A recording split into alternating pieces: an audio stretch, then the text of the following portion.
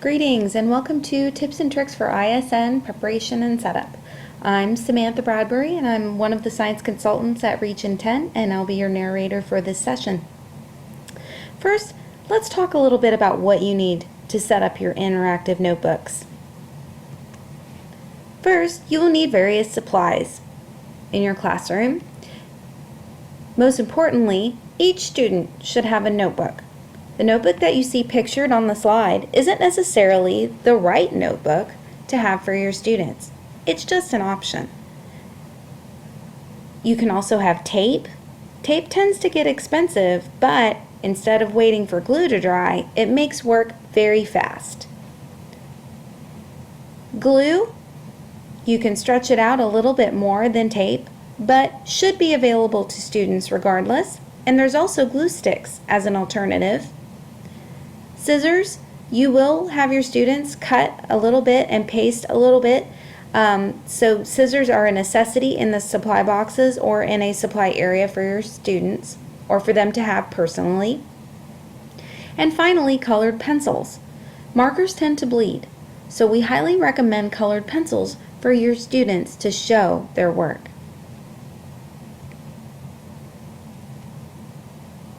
These are some additional options to consider to have in a supply box or in a supply area. Pencils should be necessary for interactive student notebooks. Pen is usually frowned upon as you can't erase pen really well. Good size scissors. Sometimes with your high school and middle school students, the little small craft scissors that we tend to have can hurt their hands and makes the work very unpleasurable. So you're going to want to have scissors that are of appropriate size for your student and your grade level. Twist colored pencils tend to eliminate the need of a pencil sharpener, so you might want to consider that as well. This is one example of a supply box. If you notice, there's a stapler inside, highlighters, a glue stick, a couple of rolls of Scotch tape, and 2 pairs of scissors. You may want to adjust the quantity of these items depending on your student groups. You may also want to include a picture. A picture of the finished setup of the box may be necessary to help you time manage materials and help students build a little more respect for the supplies that they're using in your classroom.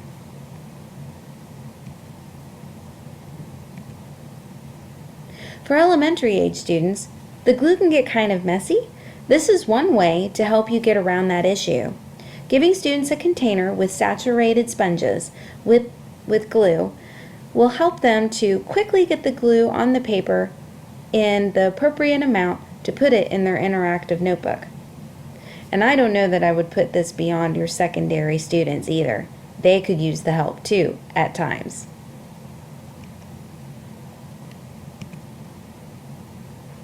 But we do recommend glue for older students. But one trick that you can use is not filling the glue bottle all the way. The students will tend to use less. Other things to consider for elementary age students, especially your pre-K and kindergarten students. Creating a class journal to model the process of journaling can be very effective if done appropriately in a pre-K to kindergarten classroom. You can use a big book or a chart table to help to use as a vehicle in your classroom to model interactive notebooking and get them started. Students contribute by finding pictures and telling you what to record, so the learning goes back into their hands. And then this is just one resource to find such an item. Grouping strategies is something that the interactive notebooks provide a vehicle for. Let's watch a quick video about clock strategies and why they're effective.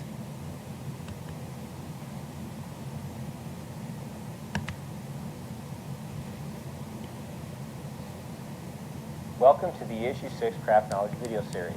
I'm Toby Bose, and today I'm going to talk about clock partners. When we talk about getting kids actively engaged, we can use flexible grouping. And one way to do this is through clock partners, but before I get into that part of it, I want to talk a little bit about this notion of engaging students. When we have students engaged, we know that they're more apt to learn, more apt to remember. And if you think about it, you remember things because you were engaged in some kind of learning activity. So the sit and get is what we're trying to get away from.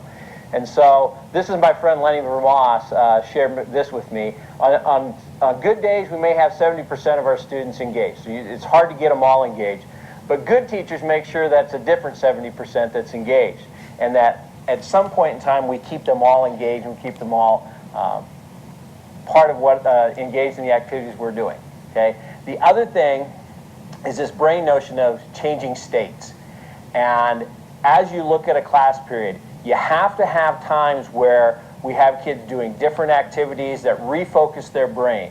So if you think about a class period, high school, you're thinking every 10 to 20 minutes, I better do some kind of state change. And for younger kids, every 5 to 10 minutes. Well, using some of these flexible grouping, using clock partners is a way to get state changes involved. And again, Lenny provides this one. I think this is a good one. Why would you want to have your kids change states when you just got them seated, they're quiet, and they look like they're listening to you? Well, guess what? They're not engaged. It might be good for you, they're not engaged. The brain needs a chance to refocus and start again.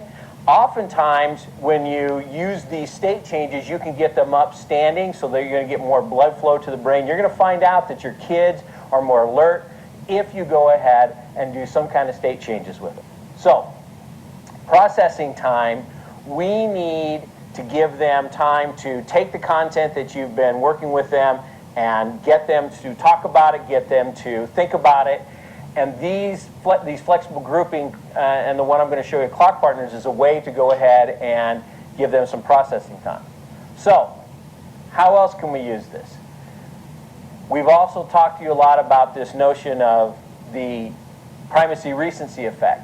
The first 20 minutes of class, if you have a 40-minute section, is where you're going to have the first prime learning time. That's when the brain is most receptive. Then you have this downtime, and then at the end is your second prime time. So they're going to remember best what you do at the very beginning of class, second best what you do at the end. But there's this notion of this downtime. What I would suggest to you is if you can use some of these strategies to group your kids, you can fight through this. I call this the black hole. That's where you're saying our kids are on a downtime. Let's find some ways to really keep them engaged during that. So, clock partners.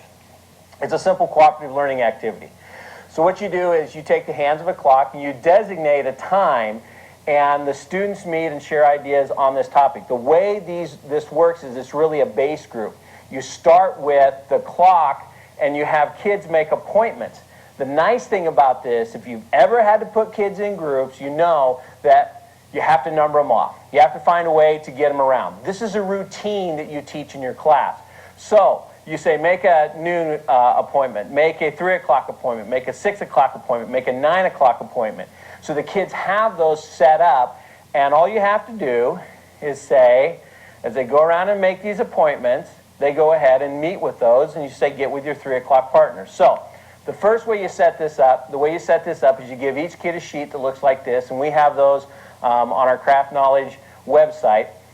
And the kids go ahead and go around and make appointments. Now, an important thing, when the kid makes his 3 o'clock appointment, make sure that Joe writes down that he has an appointment with Bill. And make sure that Bill writes down Joe. I've done this before where they just wrote some names down and the kid didn't know they had an appointment because they didn't write both names down.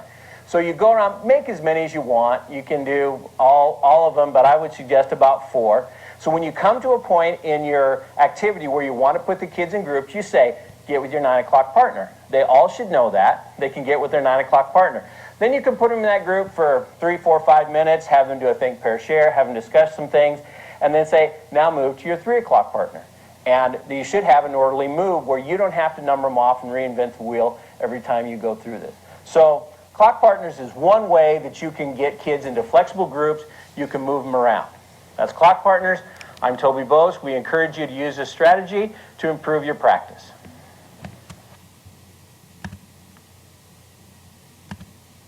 Okay, so we had some really good things to say about clock buddies. We have a task slide in here for you to help you further understand how to implement clock buddies. Typically, we place the clock buddies on the inside front of the notebook, and that's when we would start off our class, maybe the first day of the week, first day of school, and have them go ahead and go around and find partners. We have another video clipped in here to help show you and model what clock buddies looks like. So on the count of 3, you're going to all stand, and you are going to find your clock partners. I'm going to give you about 1 minute and 30 seconds to get all of the times on your clock still. Okay? 1 minute, 30 seconds. You're going to have to move quickly to find your clock partner. On my count of 3, you are going to go. 1, 2, 3.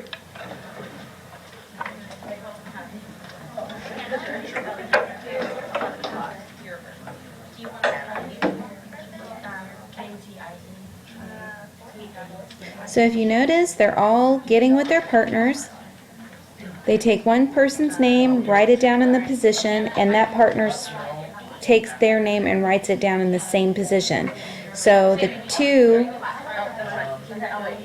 basically swap names on a particular time. So Julie and John should have each other's name on a 3 o'clock time. And you don't give them very much time to find partners.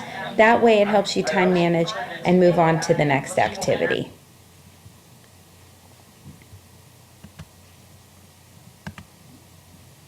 And you can revisit these videos as you need if you need help with instructional strategies. We are happy for you to use those over and over.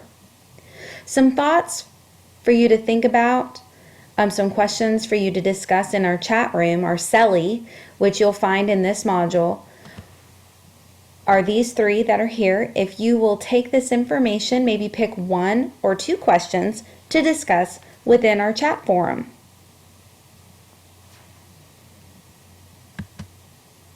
Some key ideas to remember from this very first video. Interactive journaling is going to make a difference. It creates ownership for your students and helps them actively engage in thinking and communicating. This is the process skills. There's no right or wrong way to implement the interactive notebook. You can pretty much do it whatever works for your students and works for your classroom. And you can modify it and find ways, again, that work best for you. You want your students to own the learning that's going into these scientific tools. So today we are going to create an ISN to record information during our training, during these instructional videos. So later you can model a visual to your students and get started. So this is the end of this first video 1. If you'll go ahead on to the activities, the CELI, and the next video for further instruction. Thanks.